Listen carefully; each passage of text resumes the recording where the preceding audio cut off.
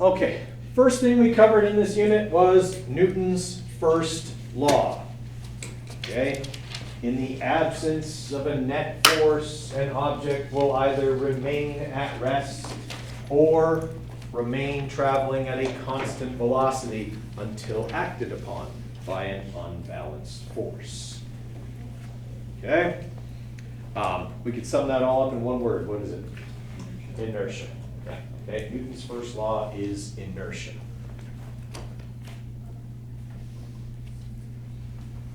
All right? That's going to be strictly multiple choice because there isn't any math to do with Newton's first law. You can't really solve for anything when there's no net force or acceleration or anything like that. Newton's first law just tells you about the behavior of an object, okay, that is not experiencing net force. Okay, but there's nothing really to calculate with Newton's first law.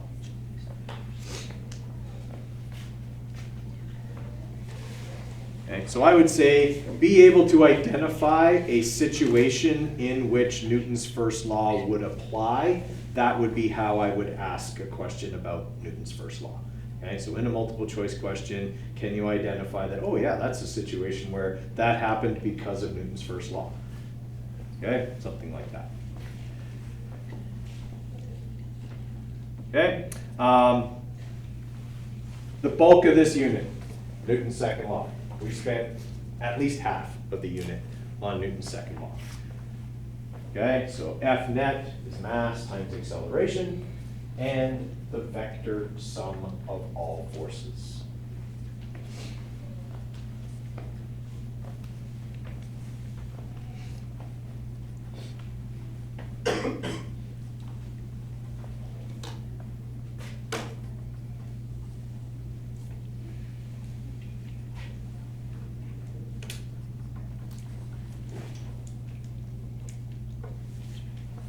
Okay, there'll be some multiple choice about Newton's second law. Again, there'll be situational questions, application questions, like given what you know of Newton's second law, here's a situation, explain what would happen, or does Newton's second law explain the behavior of the object in this situation, or something along those lines, right? Like I give you a situation that says, this is best explained by A, Newton's first law, Newton's second law, Newton's third law, law of conservation of energy, okay? Then you have to pick. So questions like that would be the multiple choice questions about Newton's second law.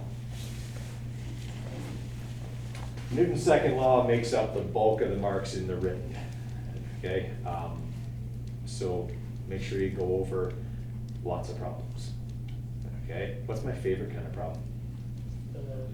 Right, go over those. Guarantee there's one there, okay? Because I always go with my favorite one. Do you think, like, we'll see like a written on, like F equals like that sign and F. You could get a question with the force of friction formula with U times the normal force equals force of friction. Yes, yeah, we did go over that, so there could be a question involving that. Okay.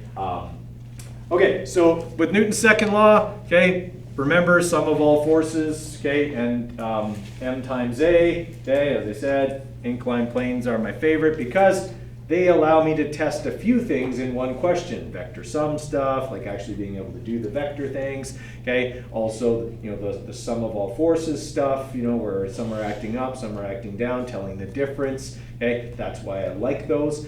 I would also say that you should be able to do your acceleration formulas as well, right?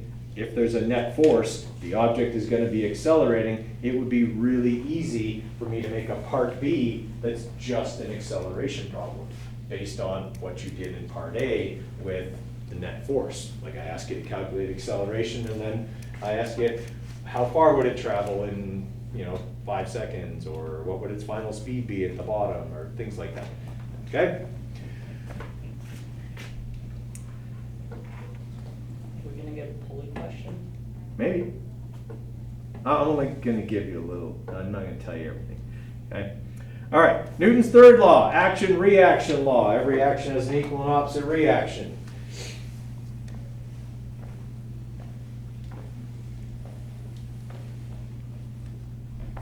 And to solve all of those Newton's third law problems that we went over, we only used Newton's second law. So it's really important to use and no Newton's second law.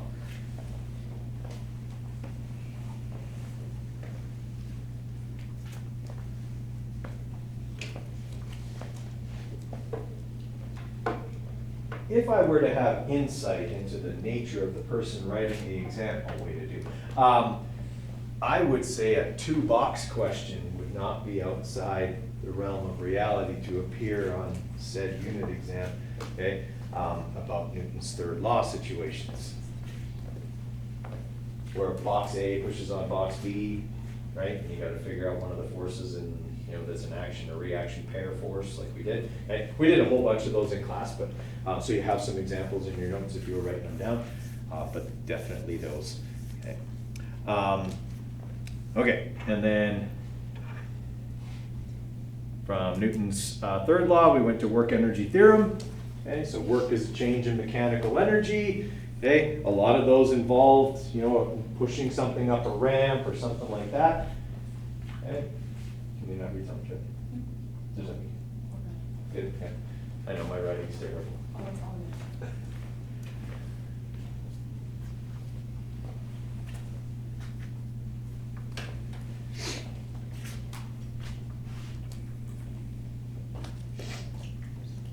Okay, so expect certainly to have one of those, and I would say it would probably be paired with conservation of energy.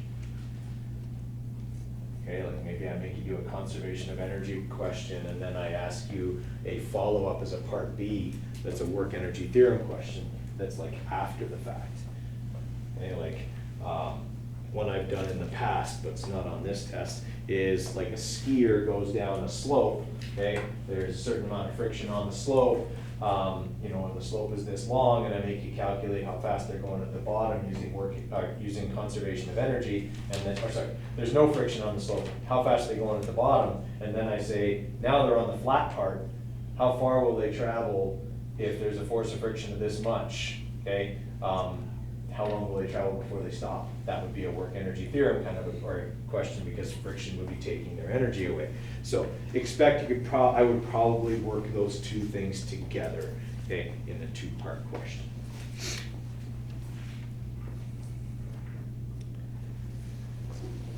Okay, and then of course conservation of energy, okay, initial energy equals final energy, okay, you know that those are the situation if I mentioned specifically that there's no friction, okay, or I say this is a conservation of energy situation, something like that.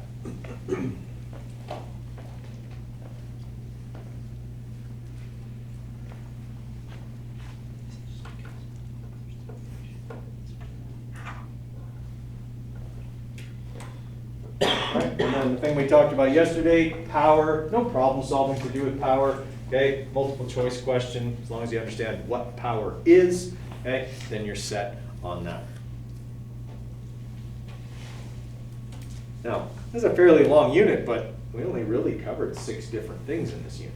We just spent a ton of time on number 2, okay, because it was so important for all the rest of it. Okay, work energy theorem, you already knew how to do that from Science 10, same with conservation of energy, so we didn't have to spend a ton of time on that. Okay, we will probably spend some more time tomorrow going over both of those things. I just wanted to have a kind of a full class for this today. All right, so that's what's on there. Okay, 16 multiple choice, 2 numerical response, 4 written. Same as always, I will let you write into scheduled help on Monday. Okay, so you'll have that extra 20 minutes. Okay.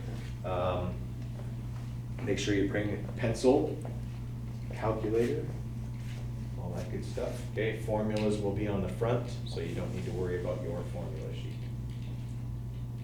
All right, questions from you guys? What do we want to go over in a bit more detail, or you want me to just throw some more questions up on the board? Anyone specific that you would like to go over? We do one of the box ones with the tension in between them. The 2 blocks? Yeah. Okay.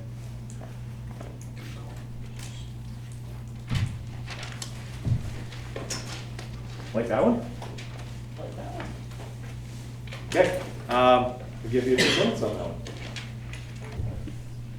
All right, so we know the acceleration of the system and thus of both boxes. Okay, so it's always a good idea to split it up and just identify the forces that are acting on each box. Okay, so for box A, the 15 kilogram box, we know that there is the force applied and that there's also a force of friction, but we don't know what it is. And then there's also this force, the force that B exerts on A. That's the one the question wants me to get. I don't know any of the forces that are pushing on box A. Thus, I cannot find the force of B on A at all with box A. So let's look at box B. All right, so in box B, okay, we know that it's 9.0 kilograms. We know that A is pushing it this way. Now, what do the force of A on B and the force of B on A have in common? They're the same, but opposite in direction. They are an action-reaction pair, right? The other thing we know is that there is a force of friction acting backwards on box B of 8.5 newtons. I also know the acceleration. So I can calculate the net force on box B. Agreed? Okay, so let's do that first. Okay, M times A. So we're going to have our 9 kilograms times 1.3 meters per second squared.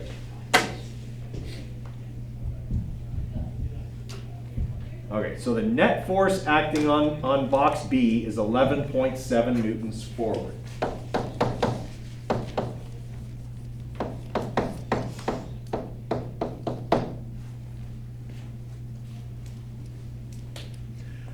Okay, sum of all forces says that the net force on box B is the force of A on B plus the force of friction.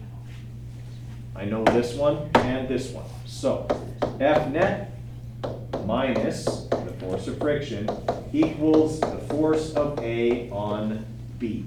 Now, the one thing I have to remember here, and this is the mistake people make on this question all the time, friction has to be negative. You wouldn't believe how often people have done all this work correctly. Okay, and they have exactly the right idea, and they make that one simple mistake. Okay, I mean, it's an honest mistake. On an exam, you know, you're a little bit anxious, whatever, you just forget that one little thing. But then it's going to mean you don't get the right answer.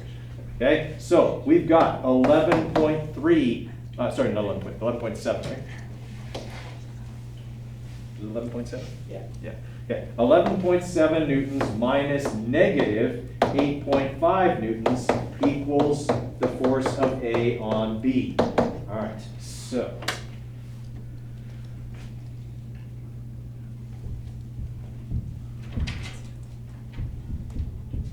Okay, so there's the force of A on B, 20.2 newtons forward. Now, that means that the force of B on A is 20.2 newtons backwards. And how many significant digits do I have? 2. So it's actually just 20 newtons backwards. Okay? Everybody with me on that?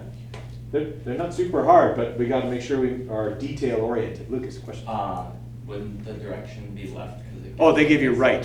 Yeah, okay, so left, yes. Left and right, absolutely. Okay, there's detail oriented. I'm not being detail oriented in my own questions. That should be left and right, absolutely. Okay, what else would we like to try? Pulley system question. A pulley system question, okay?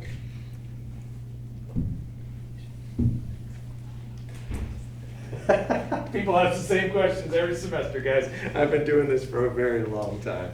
Good. All right, give that one a try. So right off the bat, if I tell you what the coefficient of friction is, does it mean there's friction here? Yeah. Okay. Now friction's only going to be acting on which mass? The 6. The 6, because the 4 is hanging, so it's fine. Okay, so I know that there's a force of friction here. And I know that the force of friction is mu times the normal force, which in this case, the normal force would be equal to what force? Gravity. Gravity on the 6 kilogram mass. Okay, so first thing I'm going to do then is find the force of gravity acting on the 6 kilogram mass. So 6 times 9.81 gives me 58.86. Okay, so I'm going to have 0.252 times 58.86. That'll give me the force of friction resisting the movement of the system. All right, so there's 14.83 newtons worth of friction resisting the movement of the 10 kilograms worth of mass that are in here. Okay, the other force that's important in this system is the one that's pulling it, and that is the force of gravity, or the weight of the 4 kilogram box. All right, so I've got to calculate that. 4 times 9.81, okay, so 39.24 newtons. Okay, so now I've got the force of gravity pulling the system in the direction it's going to go. Okay, now I can calculate the net force. Agreed? Okay, those are the only two forces. All right, so F net, very simply, is going to look like this. 10 kilograms worth of mass are going this way with 39.24 and this way with 14.83. So I just have to subtract those two numbers from each other. All right, so take 39.24 and subtract the 14.83. There's my net force, 24.4 newtons. Okay, and then if I'm going to find the acceleration of the system, I've got to divide that by the mass of the system, right? And that's the trick. And guys, I guarantee you, if I give you a system question, I would do exactly that, because I'll catch a few people. Okay, because it's a test and you're a little bit anxious and you forget things. Okay, and it happens, right? But that's exactly what I'm testing. So our acceleration there should be to, I guess we'd only have one significant digit. 2 times 10 to the 1 meters per second squared down, I guess would be our acceleration there, right? Because 24 doesn't round up, so it would be 2 times 10 to the 1. Okay, meters per second squared down on the 4 kilogram mass. Okay, I got to divide that by mass. I haven't divided that by mass yet. Sorry. Oh, so then sorry, it would just be 2, not 2 times 10 to the 1. 2 times 10 to the 0 would actually be what it is.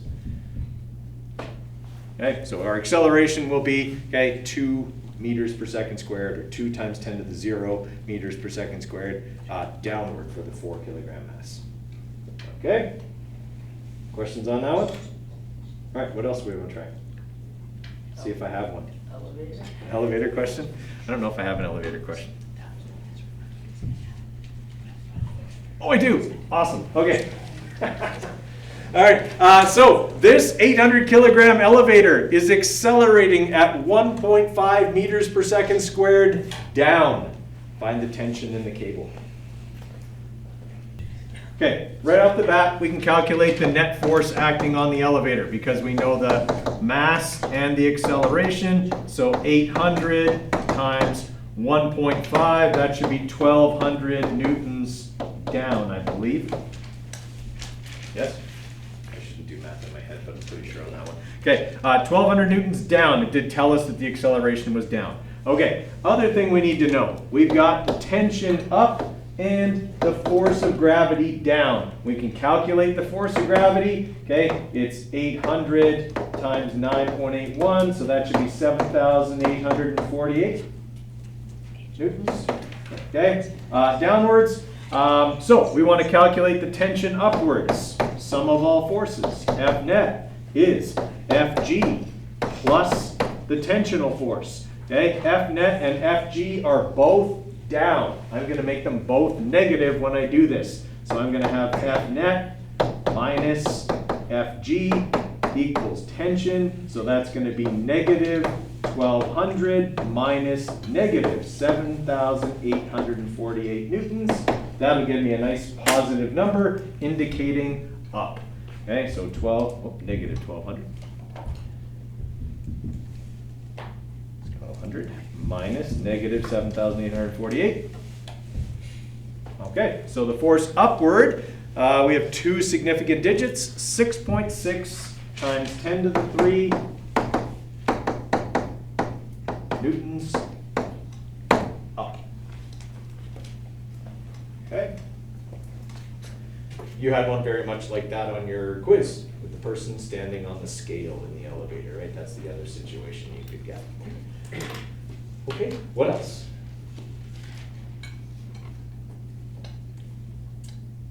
Any other question types we want to go over? Work energy theorem. Work energy theorem, okay.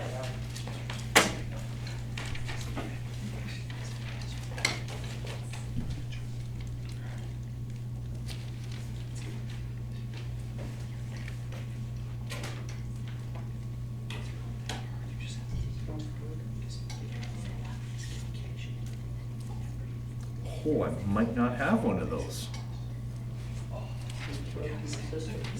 Oh, no, wait. I do. Okay. Ooh, that was close. Okay, we have this 6 kilogram box being pushed up this ramp. Okay, the ramp is 16 meters long. The applied force is 15.96 newtons. All right, the initial speed at the bottom is 2 meters per second. Okay, the final speed at the top is 5.5 meters per second. Friction is not a factor. This is a frictionless ramp. I want to know the final height of the object. The initial height would just be 0. Yes, because it's at the bottom. All right, so it's a work energy theorem problem. We know that because it was asked of us, but we would also know that this is not likely to be a Newton's second law problem because it didn't ask for acceleration. Okay, it didn't give us the angle, right? Stuff like that are usually things, and it does. And an inclined plane question almost never says top and bottom either. It just says you put it on the ramp and here it goes, right? So there's always kind of a way to tell a work energy theorem problem from a Newton problem by looking at the situation. Okay, so work is a change in mechanical energy. What's doing the work is that applied force that's pushing the box up the ramp. Okay, so I know then that the work is going to be the applied force times the distance. And that is going to be the final potential energy plus the final kinetic energy minus the initial potential energy plus the initial kinetic energy. All right, are any of those 0? Which one? The initial potential, because it starts at the bottom of the ramp. Okay, so I can take that part out right there, okay, and now it's a little bit shorter. Okay, what I'm looking for is part of, okay, this. Height, the final height, is part of the final potential energy. So if I want to get the final potential energy, I've got to move these two over to the other side. Would you agree? Okay. So first thing I'm going to do is add EK initial over to the other side. So I'll have force applied times distance plus the initial kinetic energy. That's going to equal, okay, EPF plus EKF. Now, I want to get EPF by itself, so I'm going to subtract the final kinetic energy, and then that will leave me with the final potential. Okay, everybody all right with that? Okay, now I can expand it out a little bit more, okay, and I can say that F applied times distance plus 1/2 mv initial squared minus 1/2 mv final squared equals m times g times h final. All right, and I'm looking for h final, so I would divide both sides by mg. That'll give me my final height. Now I can plug in my numbers. I know all the rest of the numbers, right? Force applied, 15.96 newtons. Okay, times the length of the ramp, 16 meters, plus 1/2 times 6 kilograms times 2 meters per second squared. Okay, minus 1/2 times 6 times 5.5 squared. And then divide all of that by 6 times 9.81. All right. 15.96 times 16 plus 0.5 times 6 times 2 squared, 4. All right. Minus 0.5 times 6 times 5.5 squared. All right, and then divide that by 6 times 9.8. All right, that ramp is exactly 3.0, because, oh, sorry, we only have one significant digit again, 3 meters tall.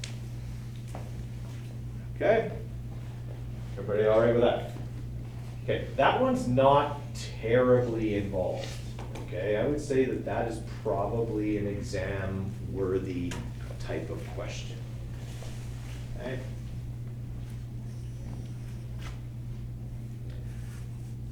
All right, what else? Or you want me to pick one? Do you know one of those? I can make up another one of those if you like. Okay.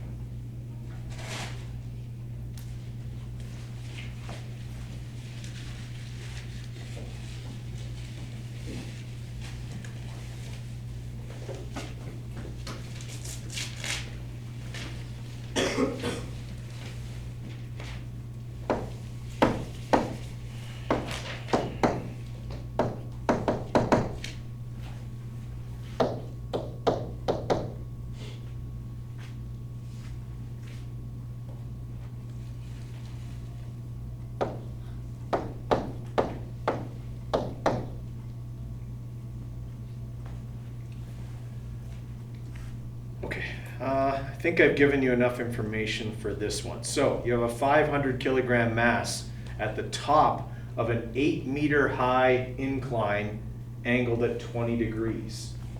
It slides down the ramp. When it gets to the bottom of the ramp, it's only moving at 3.5 meters per second. Calculate the force of friction acting along the ramp.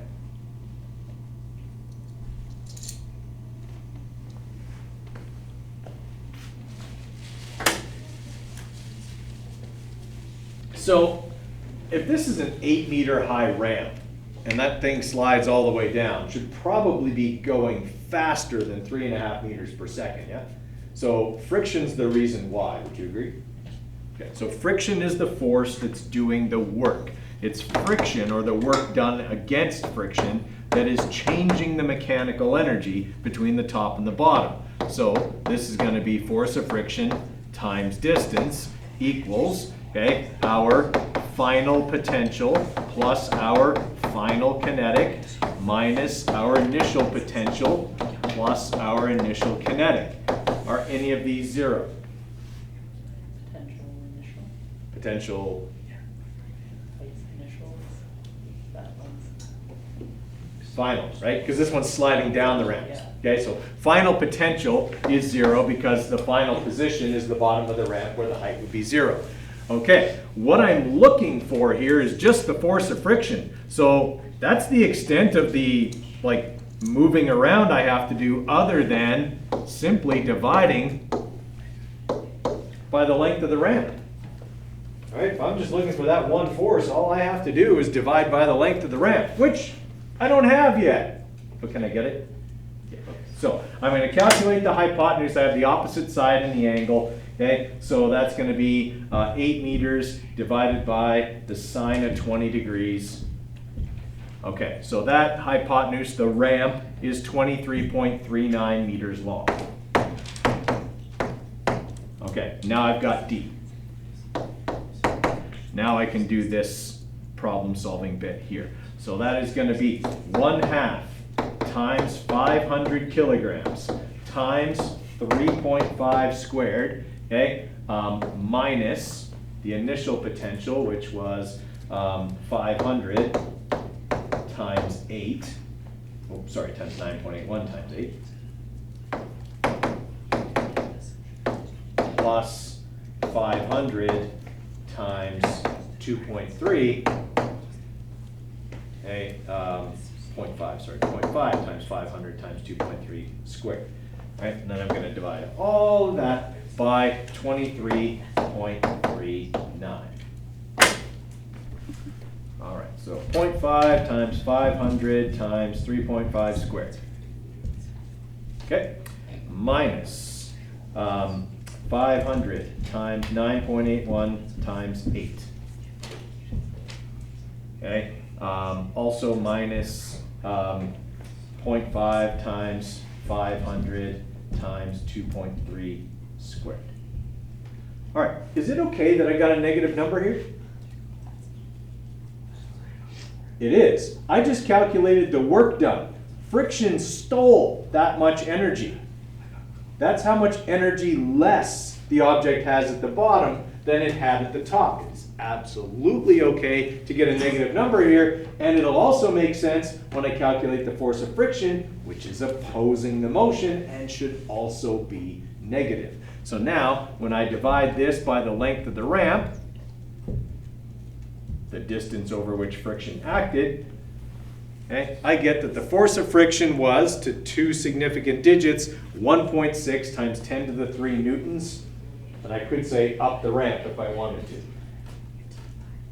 Okay, everybody all right with that? Where did I lose you? I don't know. Okay. Let me explain it a different way. Just my calculator, I think I just put it in. Okay, the work matches? Yeah. Okay. Okay, anything else we want to go over? A vector one? Okay. I got a vector one.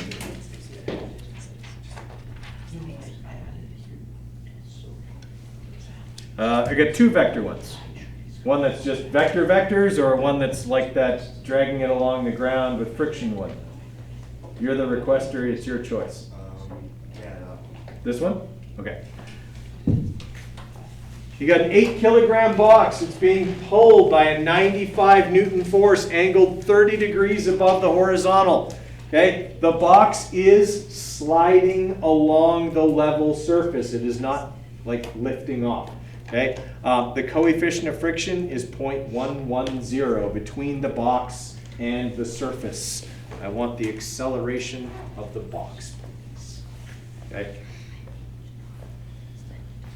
Okay. In the interest of having the solution here before we run out of time, I'm just going to do this one real quick here.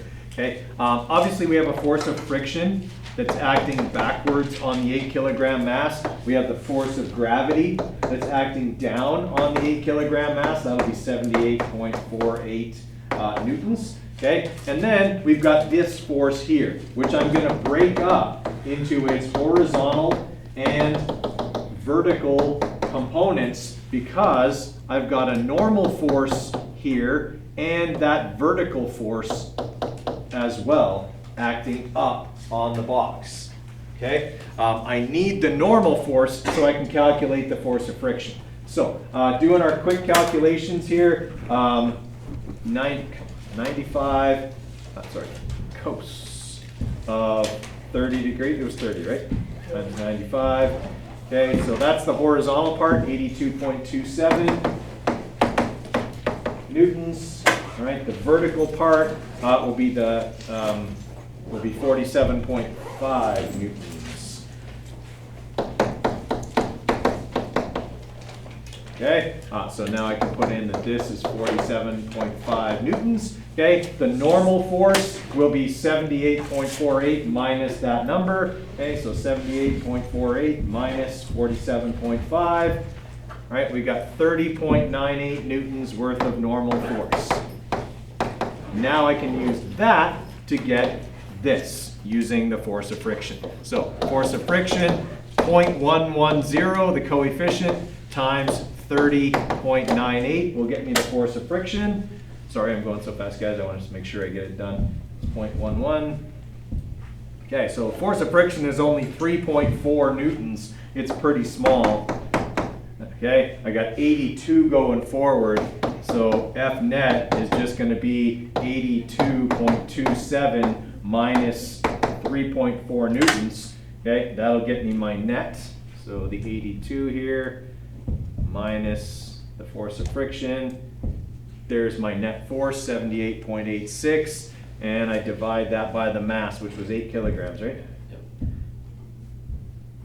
Okay, there's my acceleration. It's quick. There's not a lot of friction, and that's a lot of force pulling on the box, so it's going to jet along there really, really fast. Okay, 9.9. Actually, we only had one significant digit, right?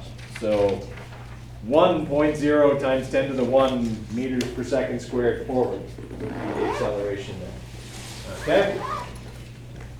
All right. Tomorrow we'll kind of finish up all the conservation of energy stuff. And then Monday is your unit exam. Okay? So make sure you're doing the preparation stuff there, guys.